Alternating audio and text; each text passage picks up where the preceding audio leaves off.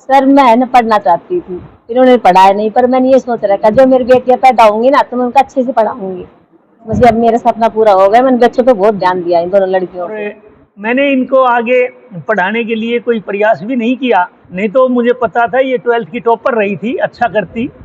लेकिन उसके बाद में माँ बाप की सेवा के कारण ही केवल मैंने उधर ध्यान रखा। ध्यान देना चाहूंगी कि प्रेरणा प्राइवेट स्कूल से पढ़ी है, फिर भी जा कहाँ पे रही है, आईआईटी में, जो कि एक सरकारी इंस्टीट्यूट है। नमस्कार, भारत जागरण न्यूज़ में आपका स्वागत है।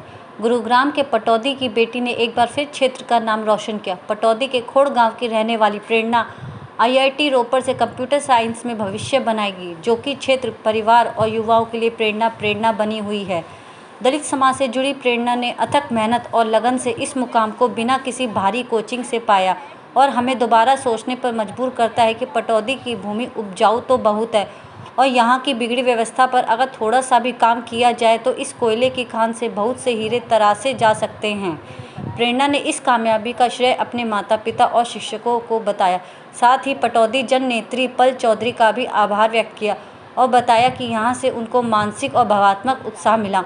इनकी माता से बात करने पर पता चला कि उनकी शिक्षा 12वीं तक हुई और वो स्कूल की टॉपर थी तथा आगे पढ़ना चाहती थी, पर परिवार का साथ न मिल पाने की वजह से ना पढ़ सकी। परंतु उन्होंने ठान लिया कि अपना ख्वाब अपनी बेटी में पूरा करूंगी और आज उन्होंने ये कर दिखाया। पल चौधरी के कार्यालय पर अनेक सामाजिक लोगों ने प्रेरणा के उज्जवल भविष्य की कामना की और देखिए प्रेरणा, उनके माता पिता व पल चौधरी ने क्या कहा। मैंने कभी आईआईटी जेईई ऐसे इसका नाम नहीं सुना था। तब मैं 11th में जब मैं स्कूल में गई थी पाथफाइंडर में, तो मतलब मेरे को इसके बारे में पता लगा कि भाई ऐसे ऐसे एक एग्ज़ाम है और इससे बीटेक इंजीनियरिंग आईआईटी कॉलेज में एडमिशन मिलता है। तो स्टार्टिंग में मतलब मेरा बेसिक्स इतना अच्छा नहीं था, तो मैंने बहुत ज़्यादा एफर्ट करना पड़ा मुझे 11th क्लास में।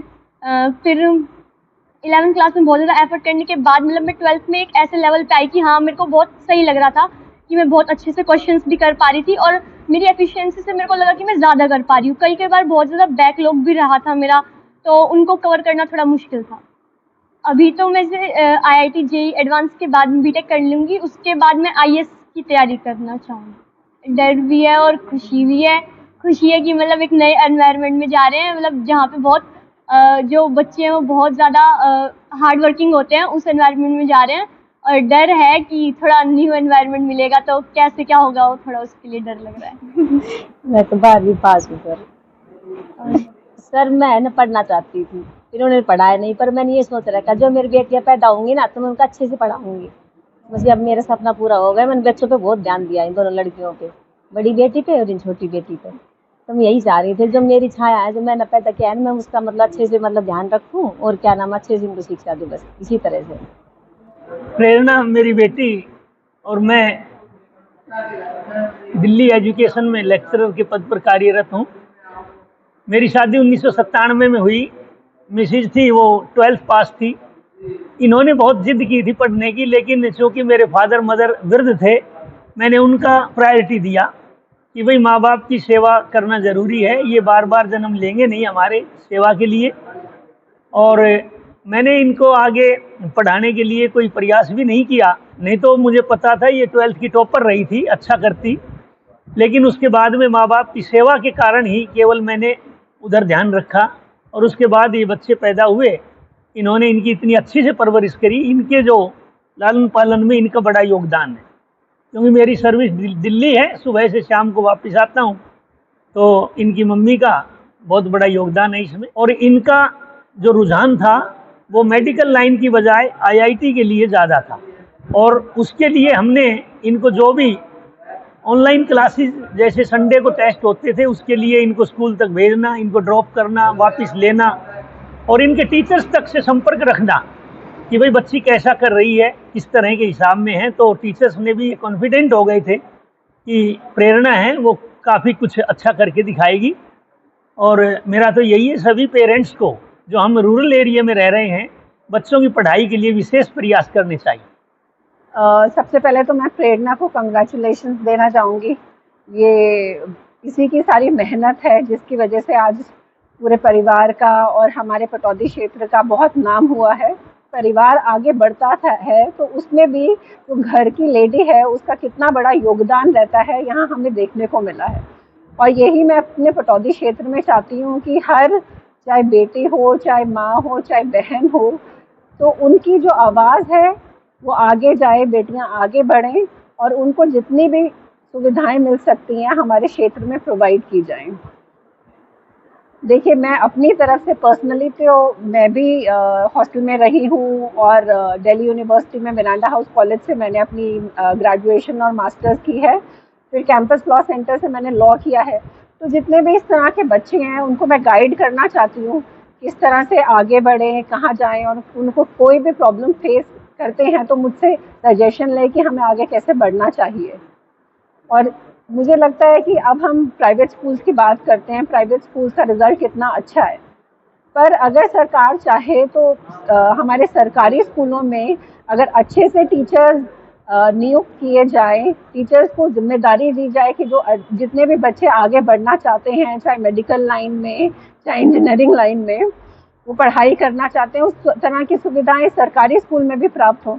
मैंने सुना है यहाँ पे काफ़ी बच्चे गांव में बोलते हैं कि कोचिंग के लिए उन्हें या तो रेवाड़ी जाना पड़ता है या गुड़गांव जाना पड़ता है। यहाँ पे कोचिंग सेंटर्स की कमी है। सबसे पहले तो टीचर्स की कमी है, उसके बाद किसी भी तरह बच्चे पढ़ लिख के आगे बढ़ते हैं तो उनको कोचिंग नहीं मिलती है।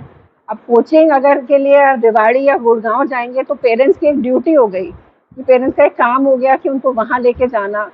उसके बाद सड़कें ऐसी हैं कि आप 1 घंटे का रास्ता आप 2 घंटे में कवर करते हैं। तो मतलब कहीं ना कहीं हर लेवल पे परेशानी है।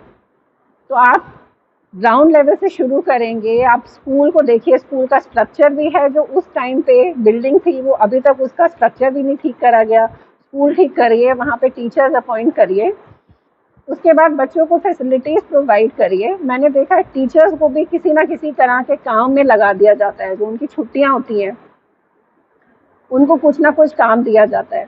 तो अब स्कूल के टीचर्स, अब हम अगर शहर में रहते हैं तो देखते हैं कि जो छुट्टियां होती हैं उसमें टीचर्स जो है कोचिंग के लिए जाते हैं कि किस तरह से अपनी पढ़ाई को वो अपग्रेड करें, या उनको ट्रेनिंग दी जाती है कि किस तरह के बोर्ड के पेपर्स जो हैं उसकी ट्रेनिंग पे टीचर्स जाते हैं। बट यहाँ पे मैं देखती हूँ सरकारी स्कूल के टीचरों को सरकार काम दे देती है, चाहे वो कोई आधार कार्ड का फॉर्म हो या उस तरह के कामों में उनको लगा दिया जाता है।